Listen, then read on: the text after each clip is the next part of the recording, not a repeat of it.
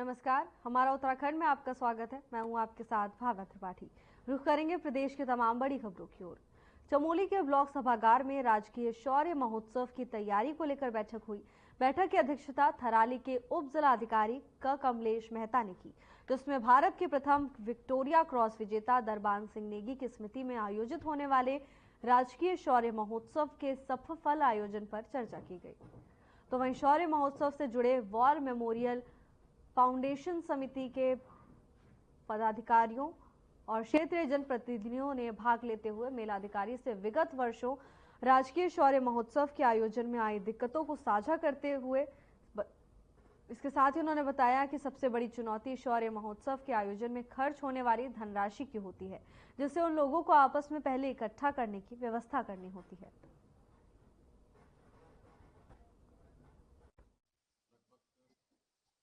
दरबान सिंह नेगी की उसे याद में मनाया जाता है। हर वर्ष 23 से 26 नवंबर तक इसका आयोजन प्राकृतिक हवेली काल में किया जाता है और ये राज के पहले हम लोगों ने इसका संचालन किया था और बहुत अच्छी तरीके से किया, लेकिन वर्तमान में इसको राजकीय घोषित कर दिया गया है इस मेले को। और अब सरकार की जिम्मेदारी बनती है कि वो अपने हिसाब से इसको चलाए।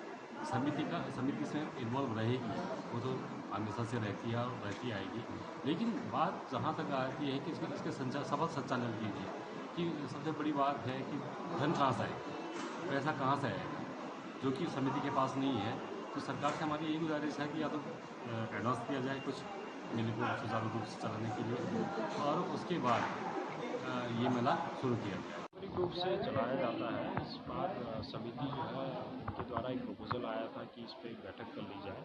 उनके द्वारा कहा गया है कि 23 से लेकर 26 तक ये मेला चलेगा और इसमें विभागीय लोगों के सहयोग की इनकी अपेक्षा है। तो इनके द्वारा एक मांग पत्र भेजा जाएगा, जिसके आधार पर सभी विभागों को निर्देशित कर दिया जाएगा। जो भी आवश्यकता है समिति को सहयोग देने की दी जाएगी। थराली नामड़ के द्वारा राजकीय शौर्य महोत्सव खैतौली कभाटी में जो आयोजित होता है उस संबंध में बैठक बुलाई गई थी। बैठक में क्षेत्र की जनता की ओर से मांग रखी गई कि महोत्सव को चलाने के लिए फार्मों को अग्रिम धनराशि की आवश्यकता होगी। उसके लिए व्यवस्था विभाग के द्वारा किया जाए और उसके साथ साथ अन्य विभागों को भी निर्देशित किया जाए, जैसे PWD, पेयजल, विद्युत, खाद्यान्न, स्वास्थ्य।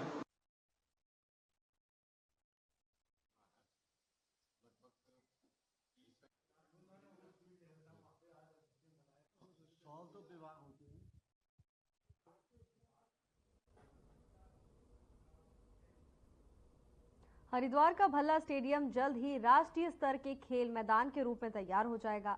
अगले एक हफ्ते में इसके पूर्ण निर्माण के बाद यहां राष्ट्रीय और अंतर्राष्ट्रीय स्तर के क्रिकेट मैच आयोजित किए जा सकेंगे। इस स्टेडियम में अंतर्राष्ट्रीय मानकों की 3 क्रिकेट पिच बनाई गई है, जिसमें सभी आवश्यक सुविधाएं उपलब्ध कराई जाएंगी। हरिद्वार विकास प्राधिकरण के उपाध्यक्ष अंशुल सिंह ने आज इस स्टेडियम का निरीक्षण किया। उन्होंने बताया कि ये स्टेडियम सप्ताह भर में तैयार हो जाएगा। स्टेडियम के पिच के लिए हरियाणा और राजस्थान के बॉर्डर से विशेष मिट्टी मंगाई गई है।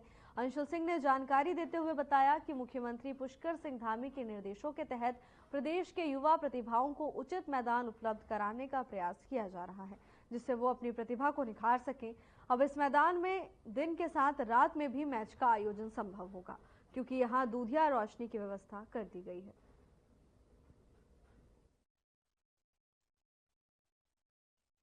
ये स्टेडियम हमारा almost every work has been done, only finishing part रहता है। तो the ground is being level. जो हमारे बॉर्डर्स हैं उधर का ड्रेनेज का भी काम हमने कर दिया है।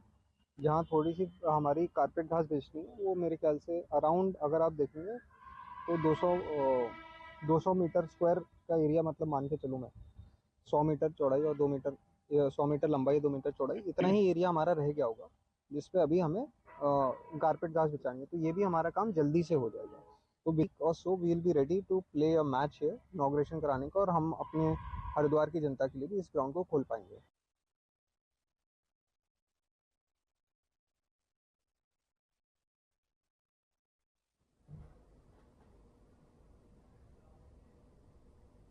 पीएम मोदी ने वीडियो कॉन्फ्रेंसिंग के जरिए ऋषिकेश एम्स के लिए एरो मेडिकल सर्विसेज का उद्घाटन किया। इस मौके पर सीएम धामी भी कार्यक्रम में मौजूद रहे।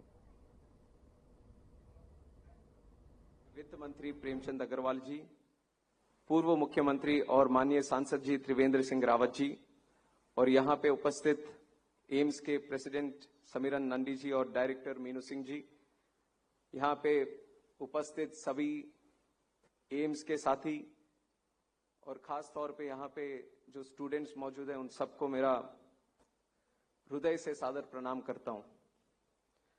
कुछ ही देर में हमारे आदरणीय यशस्वी प्रधानमंत्री जी नरेंद्र मोदी जी यहाँ पे वीडियो कॉन्फ्रेंस के द्वारा हमारे साथ जुड़ने वाले हैं। और सबसे पहले तो मैं आपको धन्वंतरी जयंती और आयुर्वेदा दिवस की भी हार्दिक शुभकामनाएं देता हूं। और इसके शुभ अवसर पर प्रधानमंत्री जी देश के लिए 12,850 करोड़ से स्वास्थ्य प्रोजेक्ट्स की समर्पित करने भी जा रहे हैं। ये बहुत ही अच्छा मौका है हम सब के लिए और ये हमारे समाज और हमारे देश के विकास के लिए एक बहुत बड़ा कदम रहने वाला है। और मेरे लिए सौभाग्य की बात है कि इस ऐतिहासिक अवसर पर 4 धाम के द्वार ऋषिकेश आने का एक बहुत ही शुभ अवसर मेरे को प्राप्त हुआ। और यहाँ का मैं वातावरण एक बहुत पुण्यता है, एक दिव्यता है जो मुझे आने के बाद एक महसूस करने का मौका मिला है।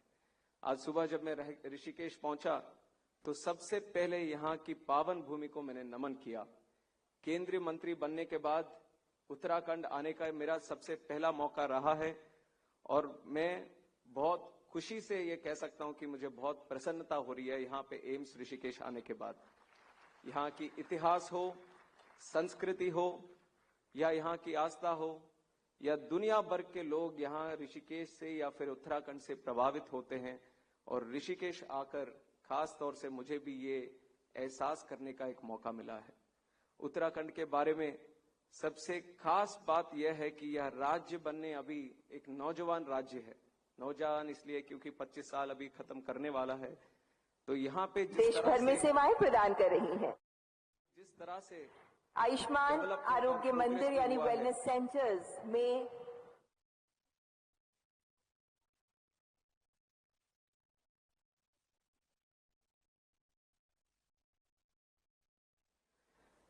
तो खास तौर पे जो उत्तराखंड में जो प्रोग्रेस और डेवलपमेंट पिछले 10 साल में हुआ है वो बहुत ही महत्वपूर्ण है।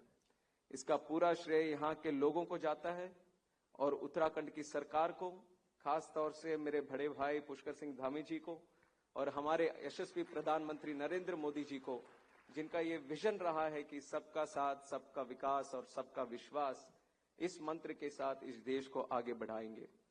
और यह भावना भी है कि मोदी जी को भी कहते सुना हूं कि उत्तराखंड के बारे में जब भी कोई संकट की बात आती है, जब भी कोई मुश्किल आती है तो उत्तराखंड के लोग डटकर उसका सामना करते हैं। तो इसीलिए ये देवभूमि नहीं है, देवभूमि के साथ ये वीर भूमि भी कहा जाता है। तो इसके लिए बहुत प्रसन्नता होती है। और प्रधानमंत्री नरेंद्र मोदी जी के नेतृत्व में और हमारे पुष्कर सिंह धामी जी के साथ ये डबल इंजन की सरकार चलते उत्तराखंड की विकास नई ऊंचाई को अभी छूने जा रही है। और आज देश की पहली और हम सब के लिए बहुत गर्व की बात है कि सबसे पहली ये हेलीकॉप्टर इमरजेंसी मेडिकल सर्विस आज उत्तराखंड के एम्स ऋषिकेश से हम शुरू करने जा रहे हैं। आज केदारनाथ और बद्रीनाथ के बाबा के चरणों में स्थित ऋषिकेश आकर मुझे भी उत्तराखंड के विकास यात्रा में जुड़ने का एक अवसर इसके कार्यक्रम के साथ जो मिला है, उसके लिए मैं बहुत ही सौभाग्यशाली हूं। जैसे त्रिवेणी घाट पर हमें पता है कि एक संगम की बात हम करते हैं, यमुना, गंगा और सरस्वती, और जब संगम होती है वहां पे शक्ति होती है। और उसी तरह इस कार्यक्रम में भी एक संगम हमें देखने को मिलता है। वो संगम है राज्य सरकार की, केंद्र सरकार स्वास्थ्य मंत्रालय की, नागर विमानन मंत्रालय की, एम्स ऋषिकेश की और उत्तराखंड के लोगों की, और खास तौर पर यहाँ के उपस्थित सभी एम्स के मेरे साथियों की। तो ये जो संगम की शक्ति आज हमें देखने को मिल रहा है, इसी के दौरान पर हम आगे बढ़ते हुए ये हेम्स हेलीकॉप्टर इमरजेंसी मेडिकल सर्विस की शुरुआत हम आज करने जा रहे हैं। एम्स ऋषिकेश उत्तराखंड वासियों के लिए ये बहुत ही बड़ा वरदान रहने वाला है।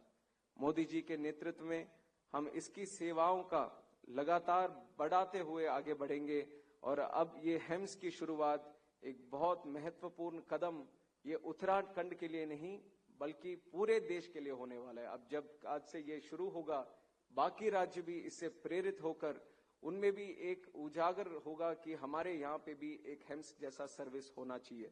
तो इसका ये प्रभाव पूरे देश के ऊपर पड़ने वाला है।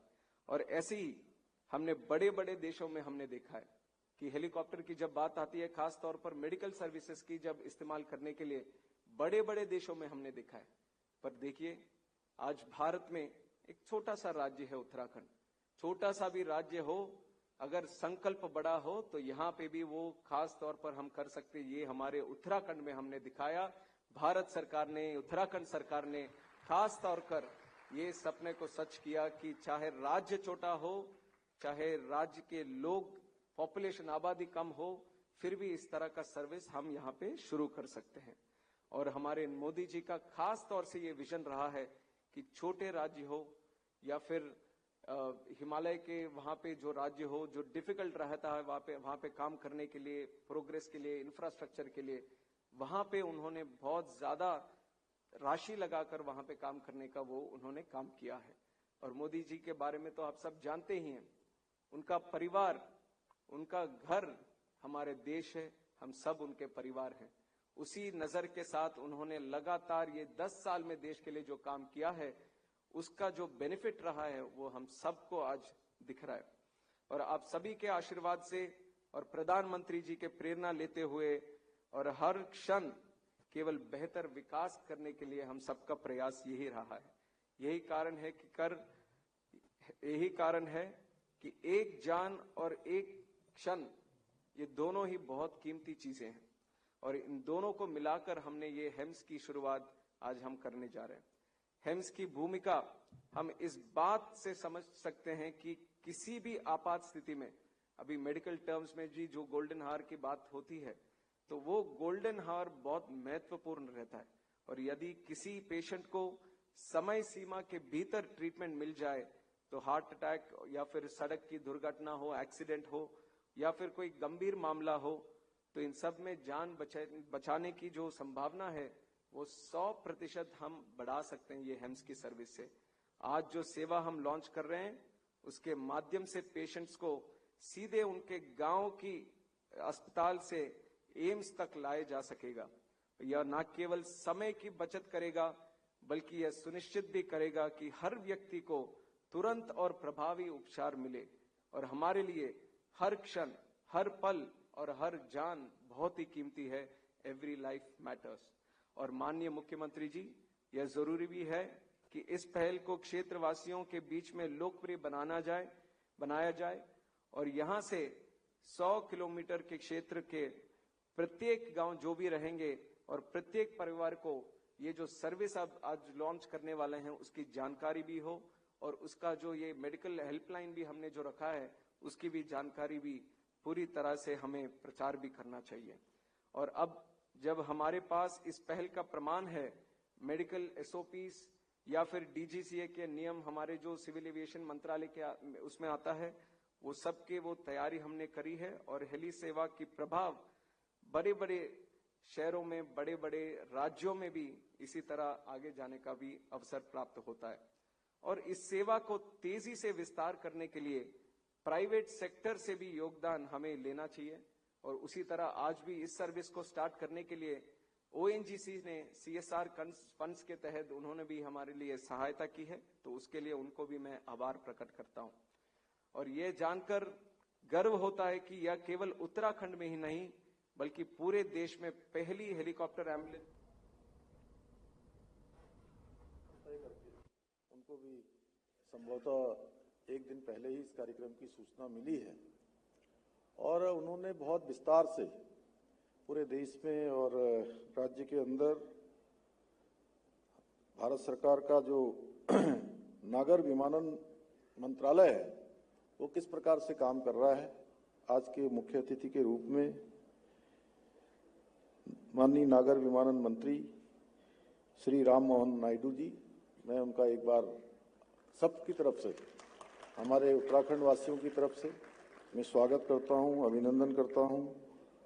और साथ में हमारे हरिद्वार लोकसभा क्षेत्र के लोकप्रिय सांसद और पूर्व मुख्यमंत्री आदरणीय त्रिवेंद्र सिंह रावत जी, यहाँ ऋषिकेश के हमारे विधायक और उत्तराखंड सरकार में बहुत सारे मंत्रालय जो देखते हैं, आदरणीय प्रेमचंद अग्रवाल जी, मेरे साथ इस कार्यक्रम में हमारे राज्य के स्वास्थ्य मंत्री आदरणीय डॉक्टर धन सिंह रावत जी, श्री सुरेश भट्ट जी जो हम लोगों के साथी हैं, साथ में निदेशक एम्स प्रोफेसर मीनू सिंह जी, एवं यहाँ पर उपस्थित हमारे सभी, हमारे स्वराज जी समेत हमारी पूर्व मेयर अनीता जी और हमारे करतार सिंह भड़ाना जी भी यहाँ आए, और सभी आए हुए हमारे अतिथिगण, भारतीय जनता पार्टी के जिला अध्यक्ष भाई रविंदर जी, और यहाँ पर पधारे हमारे सभी स्टूडेंट्स, सभी हमारे स्वास्थ्य के क्षेत्र में, मेडिकल हेल्थ के क्षेत्र में अनुसंधान करने वाले हमारे सभी वैज्ञानिक, डॉक्टर, अध्यापक, प्राध्यापक गण, सभी विद्यार्थीगण, पत्रकार मित्रों एवं छायाकार बंधुओं, मैं आपके इस कार्यक्रम में आप सभी का स्वागत करता हूं, आप सबका अभिनंदन करता हूं। साथ ही आज भगवान धन्वंतरी जी की जयंती के और राष्ट्रीय आयुर्वेद दिवस की भी आपको बधाई देता हूं, शुभकामनाएं देता हूं। और आज धनतेरस भी है, उसकी भी आप सबको शुभकामना देता हूं। भाइयों बहनों, आज हमारे एम्स ऋषिकेश का आदरणीय प्रधानमंत्री जी के कर कमलों से एरो मेडिकल सर्विसेज का यहाँ पर उद्घाटन किया गया, जो निश्चित रूप से इस सेवा के प्रारंभ हो जाने से हमारे यहाँ की मेडिकल व्यवस्था और अधिक अच्छी होगी और अधिक आधुनिक होगी, और लोगों को बहुत आसानी से संकट काल में या बहुत समय में जब हम सड़क मार्ग से जहाँ नहीं पहुँच पाते हैं, उस समय में ये सेवा उनके लिए एक संजीवनी का काम करेगी। मैं हमारे प्रदेश को हेली सेवा एवं ड्रोन सेवा की सौगात देने के लिए आदरणीय प्रधानमंत्री जी का धन्यवाद करता हूं, हमारे स्वास्थ्य मंत्री जी का और हमारे नागर विमानन मंत्री जी का हृदय से धन्यवाद व्यक्त करता हूं अपनी तरफ से, देवभूमि उत्तराखंड की तरफ से। और प्रदेश की सरकारी स्वास्थ्य व्यवस्था में निश्चित रूप से हेली सेवा की शुरुआत होना, ये हम सब लोगों के लिए एक ऐतिहासिक क्षण है, और इसकी हमें काफी लंबे समय से प्रतीक्षा थी।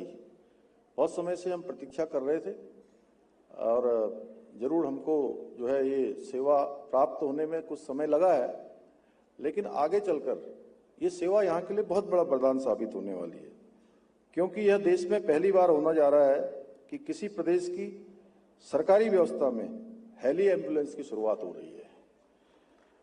हेली एम्बुलेंस सेवा प्रदेश में चल रही है, हमारी जो 108 है, 108 एम्बुलेंस की तर्ज पर ही चलाई जाएगी, जिसके जरिए मेडिकल इमरजेंसी की स्थिति में उत्तराखंड के कोने कोने से मरीजों को तत्परता से एम्स में पहुंचाया जाएगा। और यहाँ पर हमारा जो एम्स है वो अत्याधिक तरीके से काम कर रहा है। आपने देखा कि अभी जब हमारे डॉक्टर यहाँ से उनिया मधु जी ये इसका प्रेजेंटेशन कर रहे थे, तो एक बच्चे के पूरा सरिया आर पार हो गया था, उसको किस प्रकार का यहाँ पर उपचार देने का काम किया है। निश्चित रूप से आप सबकी जितनी प्रशंसा की जाए उतनी कम है।